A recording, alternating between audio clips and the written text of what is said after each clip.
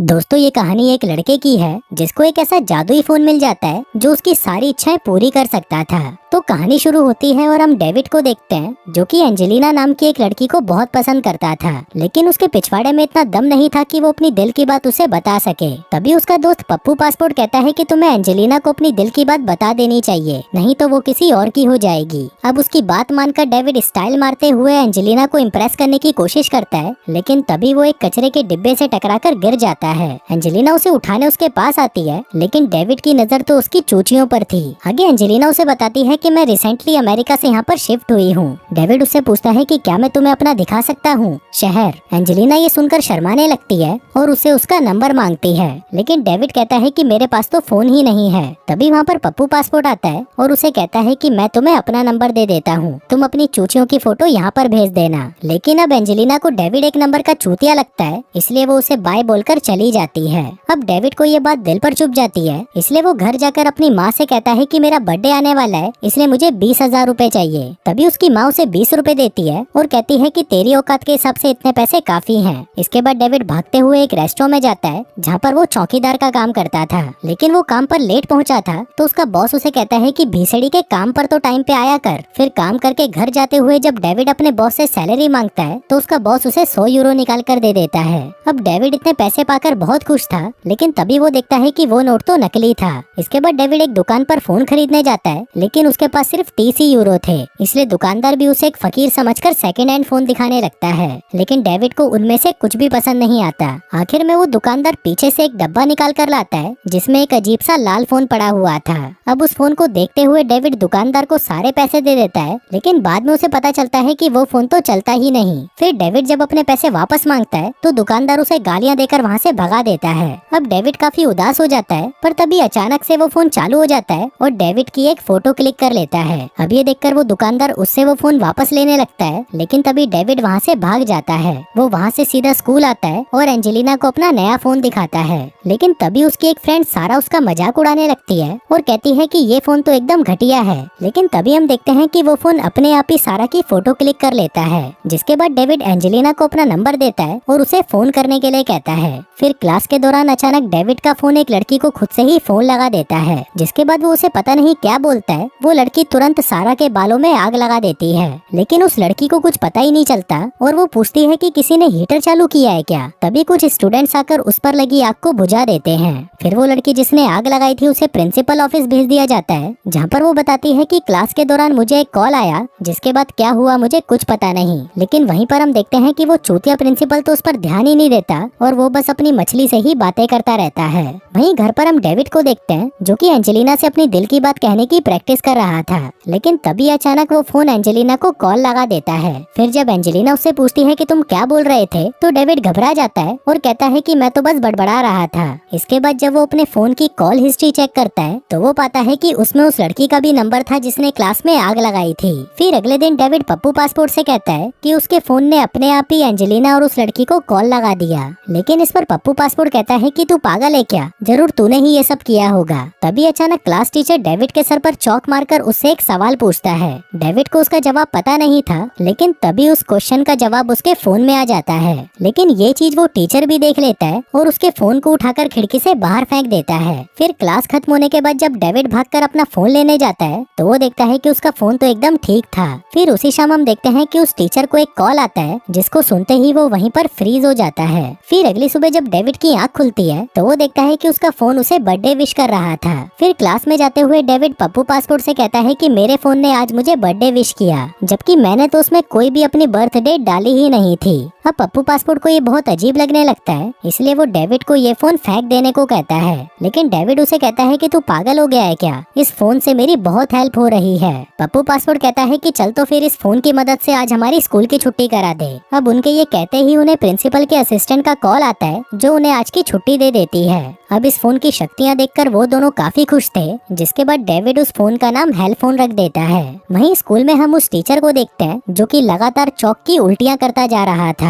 उधर Pappu passport David से उसका फोन उधार मांगता है ताकि वो उसकी मदद से अपने माँ बाप को फिर से साथ ला सके, लेकिन डेविड उसे कहता है कि इस फोन ने मुझे चुना है तो ये सिर्फ मेरी बात मानेगा। लेकिन फिर भी वो पप्पू पासपोर्ट को अपना फोन दे देता है, पर पप्पू पासपोर्ट के छूते ही वो फोन बंद हो जाता है। अब गुस्से में आकर पप्पू पासपोर्ट उस फोन को पानी में डाल देता है, लेकिन जब डेविड उसे बाहर निकालता है तो वो फोन फिर से चलने लगता है। फिर अगले दिन डेविड एंजेलिना से मिलता है और उससे पूछता है कि क्या आज मैं तुम्हें घोड़ी बना सकता हूँ, लेकिन एंजेलिना उसे मना कर देती है और उसे कहती है कि आज रात मुझे पढ़ाई करनी है। अगले दिन डेविड को एक आइडिया आता है और वो अपने फोन की मदद से एंजेलिना को पेपर में नकल कराने की सोचता है, जिसके बाद वो फोन अपने आप ही हिस्ट्री टीचर को कॉल लगाता है और उससे पेपर में आने वाले सारे सवाल पूछ लेता है। फिर वो दोनों वहाँ से जा ही रहे थे, लेकिन तभी कुछ बदमाश बच्चे आकर उन्हें दबोच लेते हैं और कोने में ले जाकर उन्हें पेलने लगते हैं। अब वो उनकी बजाने ही वाले थे कि तभी वहाँ पर एक लड़की आती है और उन सभी से कहती है कि इनको छोड़ दो, ये दोनों हमें आज एग्जाम में चीटिंग कराने वाले हैं। जिसके बाद एग्जाम शुरू होता है और प्लान के मुताबिक डेविड उन सभी को सारे क्वेश्चंस के आंसर बता देता है।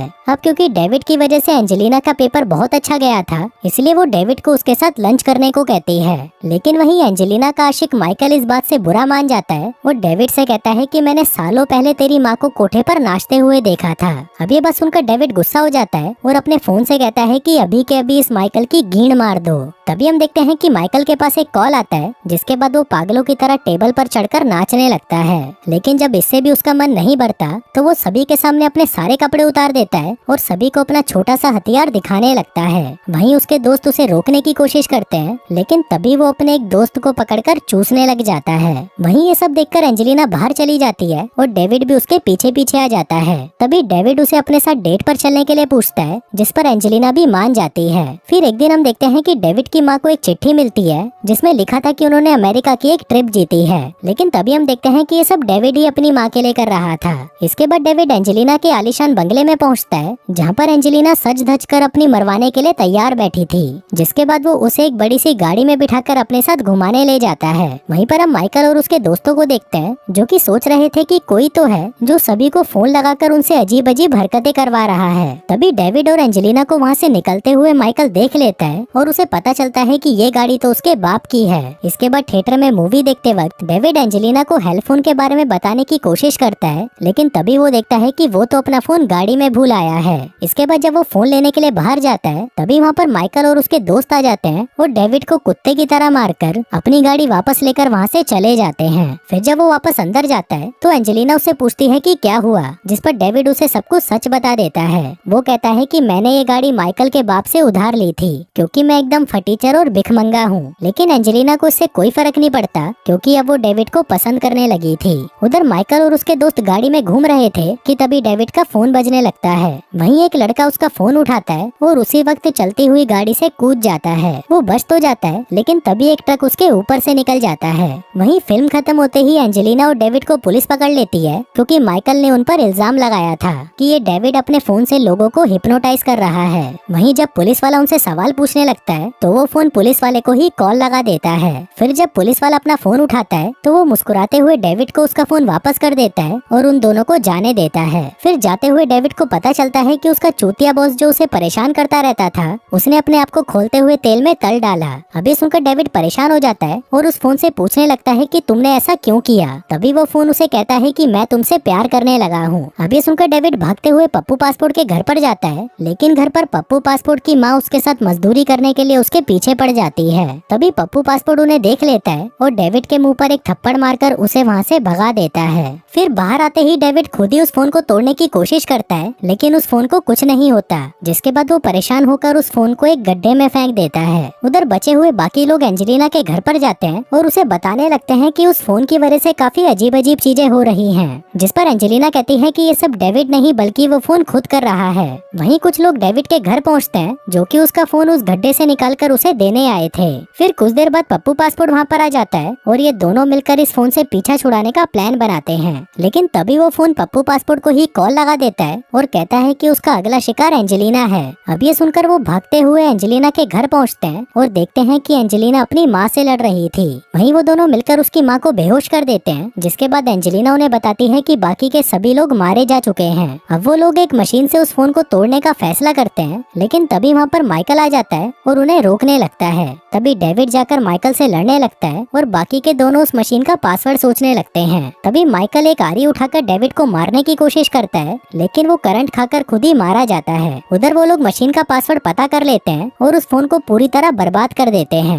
लेकिन थोड़ी देर बाद वो फोन फिर से खुद को ठीक करने लगता है। तभी डेविड उसे उठा लेता है और भागकर अपने स्कूल आ जाता है। लेकिन तभी वो फोन एक साथ सभी बच्चों को कॉल लगा देता है। लेकिन इसी दौरान वहाँ पर एंजेलिना आ जाती है और चिल्लाते हुए कहती है कि कोई भी अपना कॉल नहीं उठाएगा। लेकिन तभी वहाँ पर प्रिंसिपल आकर अपना फोन टीचर के कान पर लगा देता है, जिससे वो वहीं पर मर जाती है। अभी देखकर सभी बच्चों की फट जाती है और वो वहाँ से भागने लगते हैं। लेकिन वहीं दूसरी तरफ हजारों बच्चे डेविड और एंजेलिना को मारने के लिए वहाँ पर आ रहे थे। तभी डेविड को एक आइडिया आता है और वो अपने फोन को लिक्विड नाइट्रोजन में डाल देता है। लेकिन तभी वो प्रिंसिपल उसे फिर से बाहर निकाल लेता है। उधर पप्पू पासपोर्ट जैसे तैसे करके उस फोन को लेने की कोशिश करने लगता है, लेकिन तभी एक बच्चा आकर उसके कान पर फोन लगा देता है ताकि वो भी हिप्नोटाइज हो जाए। लेकिन पप्पू पासपोर्ट फिर भी उस फोन को टैंक में डाल देता है, जिससे वो फोन जम जाता है। उधर डेविड और एंजेलिना जब उसके पास जाते हैं तो पप्पू पासपोर्ट बताता है कि उसने पहले ही अपने कान बंद कर लिए थे। अब यहाँ पर सब कुछ ठीक हो जाता है, जिसके बाद वो लोग एक जहाज पर चढ़कर समुद्र के बीचों बीच जाते हैं और वहाँ पर उस फोन को पानी में बहा देते हैं। और दोस्तों, इसी के साथ ही ये कहानी यहीं खत्म हो जाती है।